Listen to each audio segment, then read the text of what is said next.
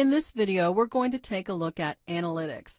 Analytics are a great way to tell how students are interacting with the course content.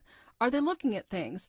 Are they accessing that content in order to get the information that they need? Are they not accessing anything? So it really gives you a good idea of what they are doing in the course content. So therefore, to access analytics, we'll click on Analytics. And you'll notice that you go into a completely different mode. So the top bar changes to this kind of pinkish purple color. And as we scroll down, we'll notice that now the objects have color to them. So that gives us a really good understanding of what's going on. So you'll see that this heat map color scheme goes from no activity through low activity, kind of mid-level, and then up to high activity. In addition to that, there may be other options later on in the future, so keep in mind that this may have something under it.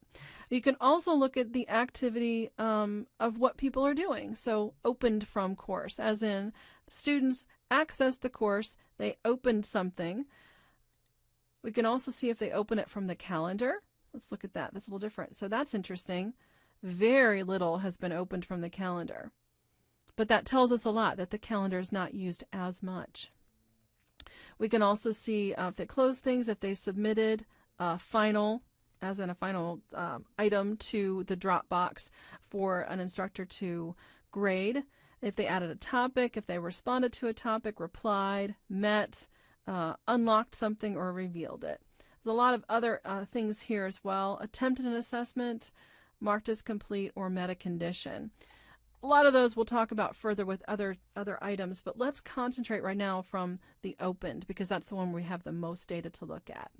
So you'll notice, for instance, this course overview, about half of the people have opened that, would be my guess, since it's that mid-level, but some of these others have very low usage.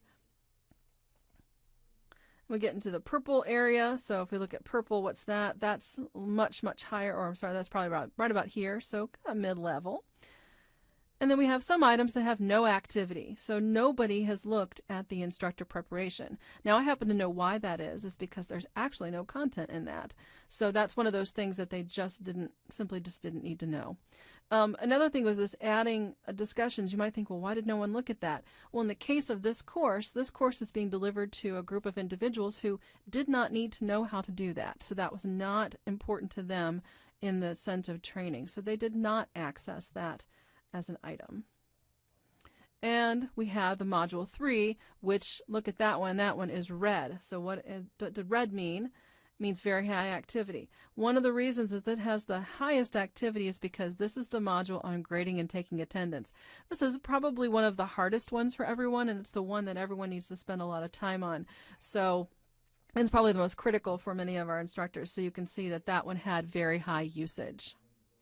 And again, we have items that didn't get any usage. So that's really the idea behind the analytics for this section.